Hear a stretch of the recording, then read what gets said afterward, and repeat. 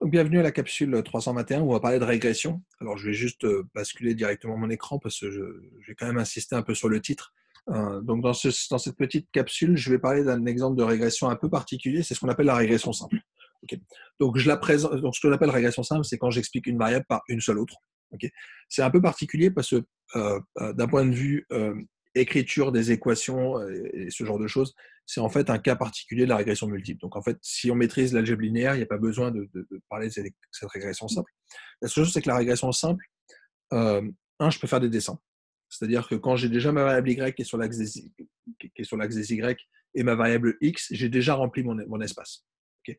À la rigueur, je pourrais faire en dimension 2, on le verra, je pourrais quand même faire une surface de régression ou un plan, si jamais je fais des régressions linéaires, mais je ne peux pas aller plus loin, en tout cas en termes de visualisation.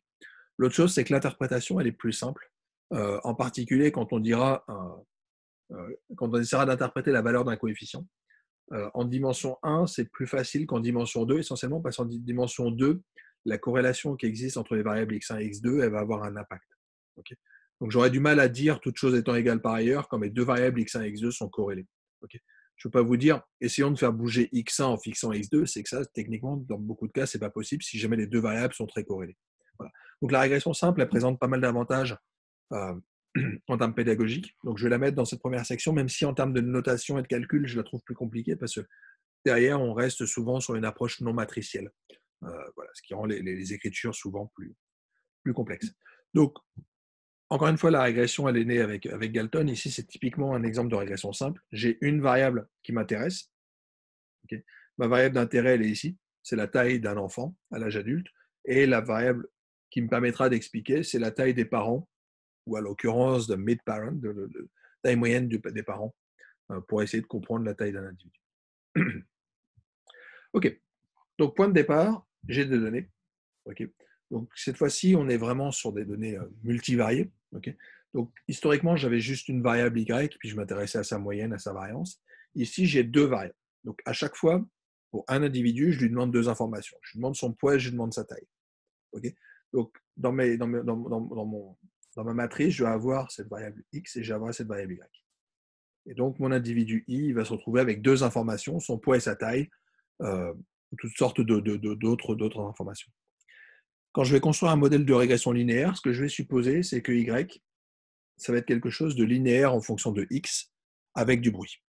Okay. De manière générale, j'aurai que i, c'est une certaine fonction de xi avec du bruit. Ça, ce sera un modèle additif, okay, pour lequel je suppose que j'ai une tendance de fond et du bruit. Donc, pour reprendre le titre du livre de Nate Silver, The Signal and the Noise, on a fondamentalement un signal et on a du bruit. Okay. Le signal, j'ai envie de le capturer de la manière la plus fine possible pour pouvoir avoir le moins de bruit possible, mais on va avoir un trade-off entre le signal et le bruit. Okay. Donc, je ne veux pas commencer à modéliser du bruit, donc on veut clairement séparer les deux. Okay. Donc, au niveau terminologie, j'ai ma variable d'intérêt. Ma variable y, elle va être différente parce que c'est elle que je veux prédire. Okay. Donc, la question, c'est si jamais je pouvais observer mon x, qu'est-ce que ça me donnerait sur mon y? Donc, les exemples dont on avait déjà parlé, je repense à la première séance qu'on avait faite en Zoom, euh, euh, pour discuter de la première partie du cours. Les exemples de score de crédit, par exemple, vous avez des informations sur le crédit que prend une personne. Y, c'est est-ce que la personne rembourse ou pas son crédit. Donc, c'est votre variable d'intérêt que vous voulez expliquer. Donc, dans toutes ces sections 3, on a cette variable d'intérêt qui est imposée par ce que vous voulez faire dans votre construction de modèle et dans votre modèle prédictif. Donc, qu'est-ce que vous voulez prévoir? Donc, cette variable, elle va être particulière et je vais vraiment essayer de l'expliquer avec d'autres variables. Et donc, l'autre variable, c'est ce qu'on appellera des variables explicatives, les features, qui est le terme plus utilisé en machine learning. Donc, quelles sont les variables qui me permettent de prédire ma variable y? Alors, petit point un peu mathématique, mais si jamais donc ici j'ai deux variables. Donc ça veut dire que je vais avoir ma dimension x et y. Okay. Si jamais j'ai deux variables et deux observations, c'est le cas de gauche. D'accord. Donc mon nuage de points va se décomposer en deux points. Okay. Mon point x1, x2, pardon, mon point x1, y1 et mon point x2, y2. Okay. Dans ces cas-là, il n'y a pas de problème, c'est qu'en fait, je peux construire une seule droite qui passe par ces deux points. Okay. Et dans ces cas, ce n'est pas un problème de stats, c'est un problème tout simplement d'algèbre linéaire. C'est comment construire la droite qui passe par deux points. Okay, donc, première chose, pour que ce problème ait du sens, il faut que n soit plus grand ou égal à mon nombre de variables explicatives, ce que j'appellerai k par la suite. Okay, donc, en l'occurrence, quand j'ai une seule variable explicative, il me faut au moins 2 observations pour que mon problème ait du sens. Idéalement 3, on verra pourquoi juste après. Donc, les problèmes qui vont nous intéresser ici, c'est le cas où vous avez beaucoup d'observations, mais un nombre limité de variables explicatives. Alors ça va exclure de facto un problème qui est assez proche, par exemple les données génétiques. Quand vous avez des données génétiques, vous avez des séquençages de génome, donc vous avez un certain nombre de localisations dans le génome qui vont être regardées, okay, donc qui sont vos variables X, mais vous avez peu d'individus pour lesquels vous avez votre séquençage. Donc peut-être que vous avez 1000 choses que vous allez regarder quand vous allez chercher, par exemple, si jamais il y a des problèmes génétiques associés à certaines maladies, mais vous n'avez que 100 personnes pour lesquelles vous avez observé la décomposition de séquençage de votre génome. Okay, donc ça, c'est pas ce qu'on va avoir. Nous, on ne s'intéresse pas à ce problème-là ici, okay, qui est de trouver les meilleures variables pour pouvoir prévoir votre variable d'intérêt Y. Okay. Nous, on est plutôt dans le cas où j'ai plus d'observations que de variables explicatives. Okay. Si jamais j'en ai le même nombre, on voit que ce n'est pas un problème de stats, c'est juste qu'il faut trouver la droite qui passe par tous ces points. Si jamais j'avais 3 points, dans ces cas-là, je peux construire une parabole. Donc ça, on peut montrer qu'il existe une seule parabole qui passe par ces 3 points. Okay. Le problème qui nous intéresse ici, c'est qu'est-ce qui se passe si jamais j'ai les droites. Si jamais j'ai les droites par 3 points, il n'y a aucune droite qui passe souvent par ces 3 points, à moins qu'ils soient alignés, mais c'est souvent très rare. Et dans ces cas-là, j'ai le choix de trouver la meilleure droite. Donc on voit arriver le problème de stats et le problème d'optimisation. C'est que si jamais vous avez au moins 3 points, et que les 3 points ne sont pas alignés, il n'y a pas une unicité de la droite qui permet de passer par ce nuage de points. Donc il va falloir qu'on se fixe un critère. Okay, donc le critère qui est souvent retenu quand on fait une régression, et c'est celui qu'a proposé Galton, c'est celui qu'on proposé Gauss, okay, c'est de dire je vais minimiser la somme des carrés des erreurs. D'accord, donc je vais aller mesurer les erreurs qui se trouvent entre mes observations et ma prévision. Donc les erreurs, ça veut dire que je regarde dans une dimension particulière. C'est pour ça que j'insiste sur le fait qu'on s'intéresse à une variable d'intérêt. Okay, ce que je veux minimiser, c'est la somme des carrés des erreurs. Donc les erreurs, c'est la différence entre Y et ce que je vais prédire. Donc mon Y, il est observé ici. Ce que je prédis, c'est ce qui est observé sur le point rouge. D'accord, donc la différence qui se trouve là, c'est ce que je vais appeler mon epsilon. Okay, donc résoudre un problème de moindre carré, c'est de se dire quelles sont les valeurs alpha et bêta qui minimisent la distance entre ce que j'observe et ce que prédit mon modèle. Ce que va prédire mon modèle, c'est la partie qui se trouve là, c'est la partie que c'est mon signal. Okay, c'est une fois que j'ai enlevé mon bruit, qu'est-ce qui me reste? Okay, donc ma prévision, ce que j'appellerais YI chapeau, ça va être alpha plus bêta xi. Et donc, je vais minimiser la somme des carrés des erreurs. Et ça, ce qu'on peut montrer, je renvoie aux capsules d'optimisation, c'est qu'en fait, ce problème, il admet une solution unique qui va me donner un alpha étoile, un bêta étoile, qui sont les valeurs optimales et qui sera la droite de régression. Et en l'occurrence, la droite de régression, c'est celle-là. D'accord, donc la droite de régression, ça va être ça. Ça va être la droite qui passe au mieux par le nuage de points suivant un critère très particulier qui est de minimiser la somme des carrés des erreurs. D'accord, donc c'est ce que j'ai sur mon graphique ici. Hein. J'essaie de minimiser cette petite distance. Alors, je vais peut-être descendre un peu trop bas. Okay. Donc j'ai ma variable Y qui se trouve sur l'axe des Y. Et donc, encore une fois, mes erreurs, elles s'observent horizontalement, verticalement. D'accord, donc, si je raisonnais horizontalement, dans l'autre sens, ce que je ferais, c'est plutôt un modèle dans lequel je vais expliquer X par Y. D'accord, donc, je passe un tout petit peu, mais en fait, nous, ce qu'on va regarder, c'est uniquement les erreurs comme ça. Okay, juste pour info, il y a un cas particulier qui est le cas où je projette. Donc, si jamais je voulais trouver la droite qui passe au mieux, en fait, par mon nuage de points, mais en mesurant les distances exactes entre les points et la droite de régression. Ça, c'est un problème qu'on a déjà vu, en fait. C'est la recherche de composantes principales. Okay, quand je vous disais, on fait des ACP, donc l'analyse en composantes principales, dans ces cas-là, ça revenait à résoudre ce problème-là, qui est de trouver la droite qui passe au mieux quand on prend des projections, en fait. Donc, on projette sur la droite. Okay, ici, ce n'est pas le cas. Ici, on est vraiment dans le cas où j'ai une variable d'intérêt, alors que dans le cas de la CP, je n'avais pas de variable d'intérêt. C'est juste que j'ai plein de points et je veux juste les projeter du mieux que je peux. Là, j'ai quand même une variable d'intérêt. Ce que je veux, c'est trouver quelque chose qui soit bon sur mon Y. D'accord, donc, c'est pour ça qu'on raisonne uniquement dans cet endroit-là. Donc, on essaie de minimiser cette somme des carrés des erreurs. Et ce qu'on peut montrer, c'est deux choses. Donc j'ai deux, je vous renvoie là aussi à une petite note sur l'optimisation, mais résoudre ce problème-là, on va avoir deux conditions du premier ordre, qui sont les dérivés en alpha et les dérivés en bêta doivent être nuls. Ok. Euh, et ça va me permettre de construire donc, mon estimateur. Donc la valeur optimale, ce que je notais alpha étoile et bêta étoile. Donc ça, c'est la notation en termes d'optimisation, mais nous, on est sur un problème plutôt statistique, donc on aura plutôt un estimateur. Donc, quand on met des chapeaux, c'est qu'on a une notation de statisticien et d'estimateur. Les étoiles, c'est qu'on a juste des notations d'optimisation et de peut-être d'apprentissage machine. Okay.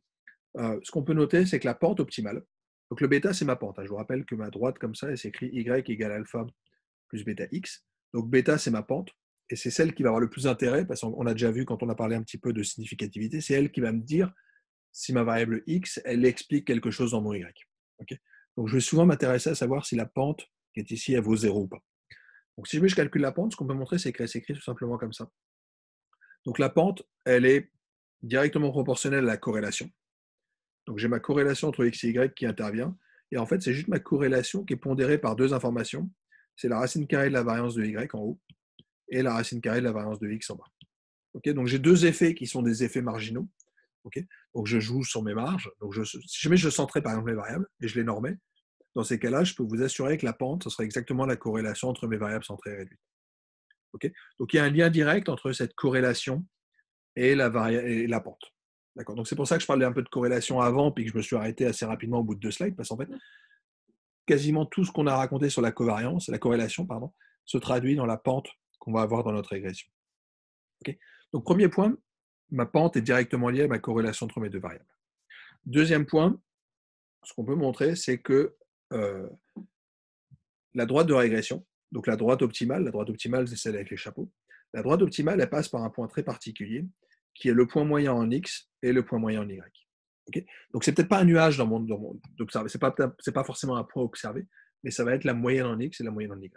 Okay. Donc ma pente, elle est donnée par ma corrélation, et l'endroit où je me positionne, une fois que vous avez donné la pente, il y a une infinité droite avec une certaine pente, je passe forcément par le centre de gravité. Okay. Donc ça nous permet de faire notre droite de régression. Okay. Je vais juste revenir sur la petite interprétation dont je parlais. C'est qu'en fait, si je centre mes variables, dans ces cas-là, ma droite de régression, c'est très exactement la corrélation entre les deux variables. C'est ce que je racontais. Et deuxième point important, qui est un petit peu technique, mais je passe un peu rapidement, c'est qu'en fait, si jamais je suppose que j'ai des résidus gaussiens, ou si jamais je suppose que j'ai la seule observation, ce qu'on peut montrer, c'est que mon estimateur bêta chapeau, si jamais je le normalise par son écart type étant donné par ça, je ne vais pas vous expliquer les formules, je renvoie vers un cours de régression pour ça, mais si jamais je centre ma variable et que je la réduis, dans ces cas-là, je vais tomber sur une variable gaussienne. Donc ça, c'est intéressant parce que quand vous avez des distributions pour des statistiques associées à des paramètres, ça vous permet de construire un test. Donc si vous vous demandez est-ce que la pente, elle vaut 0, et ça veut dire que ma variable x, elle n'est pas significativement intéressante. Donc on va dire que la variable n'est pas significative. Dans ces cas-là, j'ai un test qui découle assez facilement de ça, c'est que je vais calculer ma statistique de test, et ma statistique de test, elle va suivre une certaine loi normale. Okay. Donc si jamais votre statistique T, elle vaut 0,3, dans ces cas-là, vous allez plutôt accepter l'hypothèse que bêta 0 puisse être égal à 0. Okay. Donc vous allez vous dire que la variable n'est pas significative. Au contraire, si jamais vous tombez sur une statistique qui vaut 4, vous allez plutôt dire la variable est significative, parce que je vais rejeter mon hypothèse H0. Encore une fois, je renvoie la capsule sur les tests. Si jamais votre statistique de test gaussien, il est compris entre -2 et +2, vous rejetez H0. Et quand vous êtes au-delà, en valeur absolue de -2 et +2, vous allez accepter. Okay. Donc vous allez accepter, ça veut dire que vous allez, vous allez dire que la variable, vous allez rejeter l'hypothèse H0, c'est-à-dire que vous allez accepter votre variable. D'accord. Les deux évoluent en sens inverse. Rejeter H0 veut dire rejeter l'hypothèse qu'il est nul, et donc ça veut dire que la variable elle a du sens. Okay. Je vais vous montrer dans un exemple juste après, parce que je vous fais deux sorties en Python et en R. Donc ici, j'ai des données. Okay.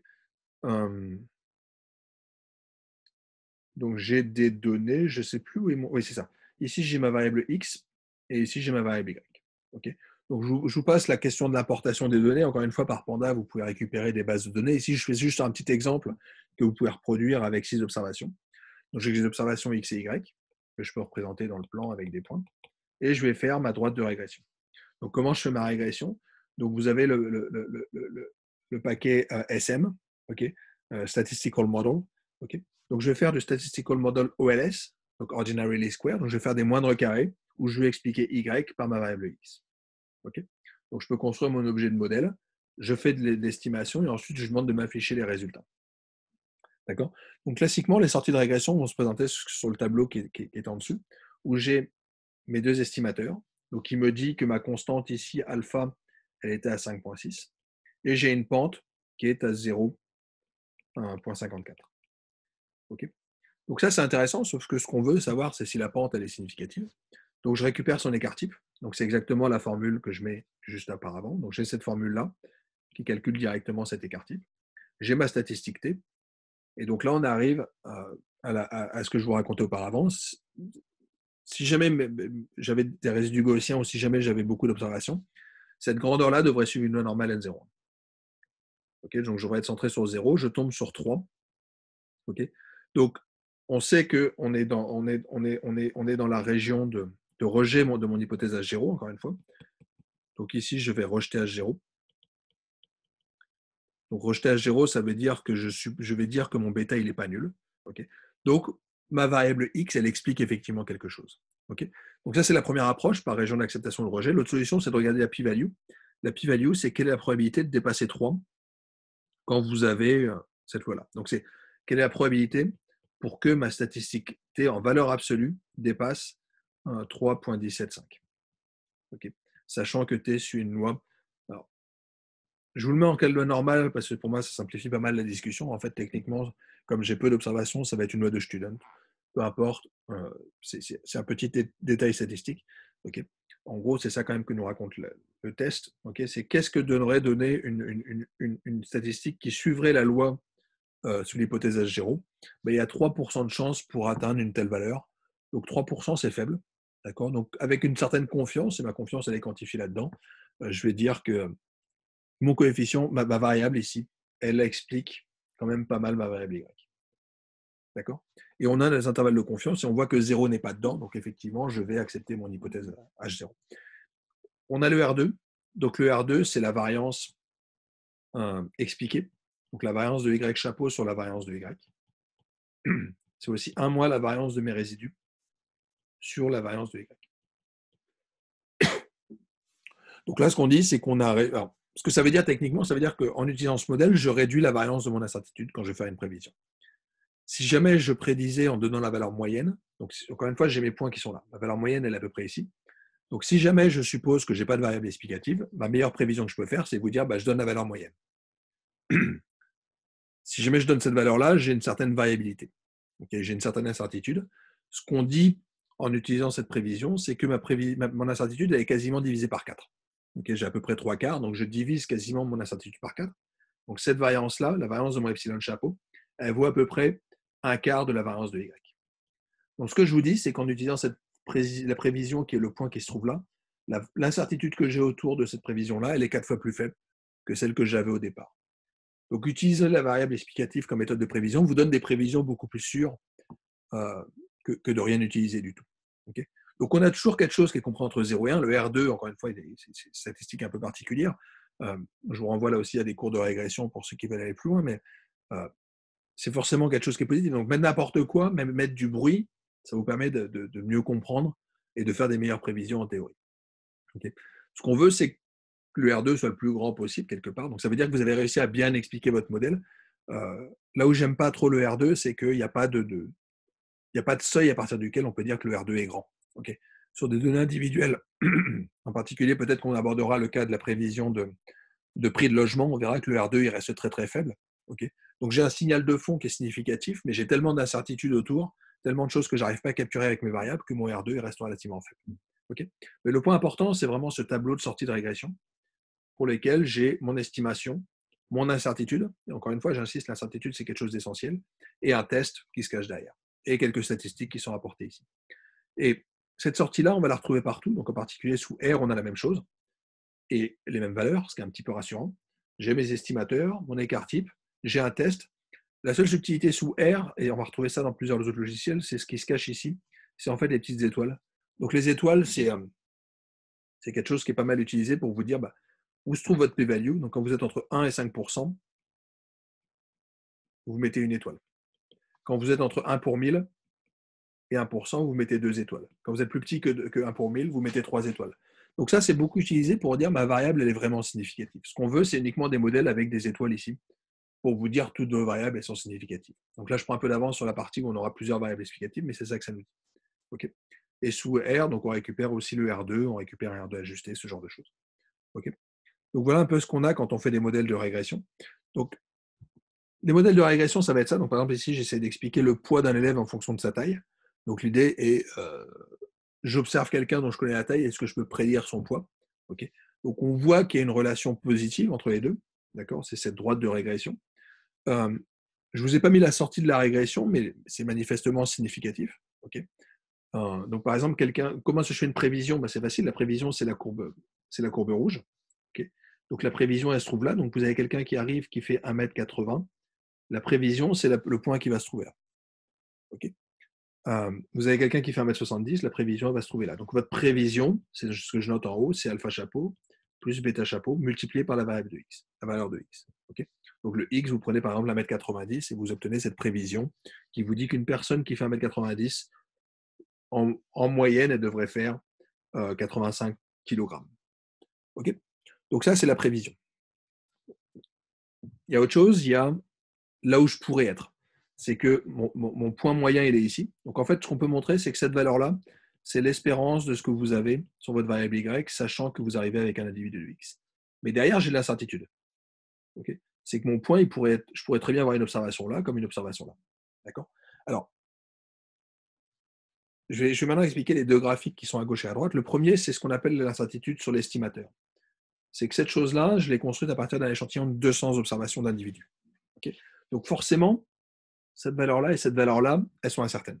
Le alpha chapeau et le bêta chapeau sont incertaines. Pourquoi? Parce que j'obtiendrai 200 autres élèves, j'aurai une autre droite de régression. J'aurai 200 autres élèves, j'aurai une autre droite de régression. Donc je vous renvoie à la petite section que j'avais faite sur le bootstrap, mais si jamais vous voulez comprendre ce que c'est que l'incertitude fondamentale d'estimation, ça peut se voir par bootstrap. Donc vous créez d'autres échantillons de données, vous faites d'autres régressions et vous allez visualiser le fait que votre régression, elle est souvent quelque part par là. Okay. Donc ça, c'est mon erreur d'estimation sur la prévision que je vais faire. Okay. Donc ça, c'est l'incertitude sur ma prévision. Quand on fait un modèle, il y a une incertitude fondamentale, c'est sur la qualité du modèle. C'est que mon modèle de base, ce que je vous disais, c'était que Y, c'était le modèle X plus un bruit. Et il y a une incertitude fondamentale qui vient de ce bruit. Okay. Donc là, je peux vous dire où devrait se trouver ma prévision. Ma prévision devrait se trouver dans ces deux valeurs-là. Donc disons peut-être 83 et 86 kg. Okay. Donc ce serait mon intervalle de confiance pour mon Y chapeau, mais ça ne me dit pas où je me trouve dans 95% des cas. Pour ça, il va falloir tenir compte de la variance de mes résidus. Okay. Et donc, quand quelqu'un arrive et fait 1,90 m, je peux vous dire qu'il y a 95 chances sur 100 pour qu'il soit compris entre ces deux valeurs-là. Donc c'est lié au fait qu'en fait, derrière, je suppose qu'il y a un modèle gaussien ici, okay, qui est centré sur cette valeur-là. Donc c'est mon Y chapeau. Mais il y a en plus une incertitude. Il y a une double incertitude ici. L'incertitude sur la valeur moyenne et il y a une incertitude sur le sigma carré. Donc c'est un petit peu ce que je racontais auparavant quand je vous parlais des modèles gaussiens, où j'ai un mu et un sigma. Je ne connais pas mon mu, mais mon mu, je peux l'estimer, mais il y aura une incertitude. Et en plus, j'ai une incertitude sur mon sigma, mais qui va être l'incertitude sur la dispersion que j'ai autour de mon sigma. Donc ce n'est pas l'erreur d'estimation, celle-là, c'est vraiment l'erreur de où je vais me positionner par rapport à ma valeur centrale. Okay. Donc souvenez-vous juste que quand vous voulez quantifier l'erreur qu'on a dans un modèle de régression, il y a deux sources d'erreur. Il y a l'erreur de modèle, qui est la partie de droite. Donc l'erreur de modèle, ça vient du fait que j'ai mon modèle plus un bruit. Et ça, j'aurai toujours un bruit. Donc je ne pourrai jamais prédire de manière parfaite, ou sinon c'est qu'il y a un souci, très franchement. Et l'autre erreur, elle vient du fait que j'ai un échantillon. Donc il y a une quantification de l'erreur qui vient du fait que j'ai un certain échantillon, et donc que j'ai qu'un nombre limité de données, et que je n'ai pas accès à toute la population. D'accord? Et juste pour conclure sur cette section, alors il faut faire très attention sur les sorties de régression, c'est que souvent, il faut visualiser les données. Donc ici, je vous ai pris un jeu de données un peu particulier, c'est un jeu de données qui avait été produit par M. Anscombe. C'est ce qu'on appelle le quartet d'Anscombe. Anscombe a créé un jeu de données avec 11 observations de mémoire, ou 10. Pardon, 11 observations. 11 observations qui sont très particulières parce qu'en fait, elles vous donnent toutes la même sortie de régression. Okay, donc les 4 jeux de données qu'on a ici sont 4 jeux de données pour lesquels, si jamais vous vous contentez de regarder la sortie de régression, vous avez exactement les mêmes conclusions. Vous avez le même écart type pour vos résidus. Donc ça, c'est la variance de mes epsilon. Vous avez le même R2. Donc le R2, je vous rappelle que c'est 1 moins la variance de mes epsilon divisé par la variance de Y. Et encore une fois, si jamais vous avez la même variance pour vos epsilon, vous avez forcément la même variance vous avez le même R2 parce que vous avez la même variance pour votre Y. Okay. Donc ici, on a un R2 qui vaut à peu près 2 tiers. Et vous avez la même droite de régression avec la même significativité. Okay. Donc quand vous regardez les quatre régressions, les 4 régressions sur les 4 bases de données, vous allez avoir exactement la même chose, sauf que on voit que les modèles ne racontent pas du tout la même histoire. Le premier modèle, c'est la régression standard. Okay. Vous avez une série de 11 points, corrélation positive. Okay. Les points, on peut dire qu'ils sont vaguement alignés suivant cette droite. Donc de la droite 3 plus 5 plus 1 demi de x, okay, plus 1 x sur 2. Donc 0,5, c'est bien mon x sur 2. Donc ça, c'est ma droite de régression. Okay. Je vous ai même mis les intervalles de confiance autour. Donc c'est les courbes en pointillés. Donc on voit que les 4 modèles nous racontent la même histoire. Premier cas, c'est le cas standard, où effectivement, ma droite de régression, elle a du sens, et elle nous explique quelque chose. Deuxième cas, on nous dit qu'il y a une corrélation positive, mais on voit que le modèle n'est pas bon. Le modèle n'est pas bon du tout, parce qu'en fait, si jamais vous vouliez faire un modèle propre, la régression, moi, je ne la ferais pas du tout linéaire, je la ferais quadratique. Et je pourrais vous avoir un modèle parfait, en fait. Okay. Donc, voir les données, ça vous permet de voir quel type de modèle vous voulez faire. Supposez que vous avez un modèle linéaire, ça veut dire que vous supposez que vous avez une droite de vous avez des points qui sont vaguement alignés sur une droite, avec une dispersion qui va être la même un peu partout. Okay. Donc c'est ça que nous raconte le modèle de régression, c'est de dire que vos points sont alignés sur une droite. C'est vraiment l'écriture de base qui était Y, c'est A plus BX plus un bruit. Okay. Donc vos points sont alignés sur une droite et puis sont dispersés autour. Okay. Ici, on n'est pas aligné sur une droite. Donc si je voulais faire un modèle propre, je ferais un modèle quadratique. Okay. Et pourtant, en regardant mes sorties, je ne peux pas le savoir. Autre point, la troisième, ça c'est un cas un peu particulier, c'est ce qu'on a un problème de valeur aberrante. On a un outlier. Okay. Donc tous les points sont alignés sur une droite, mais j'ai un point aberrant. Et en fait, on retrouve le fait que si vous avez un point aberrant, en fait, ça va biaiser fortement votre régression. Pourquoi? Parce que ce point aberrant va vous tirer votre régression vers le haut. Et comme je fais des minimisations de la somme des carrés et des erreurs, avoir un point loin, ça va me coûter très très cher. Donc en fait, je serais prêt à payer beaucoup de petits poids faibles plutôt que d'avoir un énorme poids et des valeurs à zéro. Donc en fait, si jamais je voulais faire quelque chose d'un peu plus propre sur cet exemple, je ferais quelque chose d'un peu particulier qui est de minimiser la somme des valeurs absolues des erreurs. Et en fait, on montrerait, si jamais on faisait ça, on arriverait très exactement sur cette droite. Donc en fait, ce que ça veut dire, c'est que sur cet exemple, je peux vous construire un modèle qui serait parfait dans 90-91% des cas, mais qui par contre, il serait assez mauvais dans l'autre exemple. Okay. Donc ça, c'est vraiment un arbitrage de qu'est-ce que ça veut dire être un bon modèle pour vous. Est-ce que ça veut dire être bon en moyenne ou est-ce que ça veut dire être bon dans la majorité des cas? Okay. Ça, c'est un problème de régression médiane versus régression quadratique. Donc ça va être associé à ce qu'on appelle la fonction de perte. Donc qu'est-ce que vous essayez de minimiser?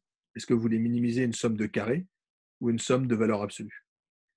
Okay. Et ça va avoir un impact directement quand vous avez des valeurs aberrantes. Et l'autre cas, le cas de droite, alors ce n'est pas exactement une valeur aberrante, parce qu'une valeur aberrante, ça va être défini en Y. Vous avez un Y qui est très important par rapport au reste.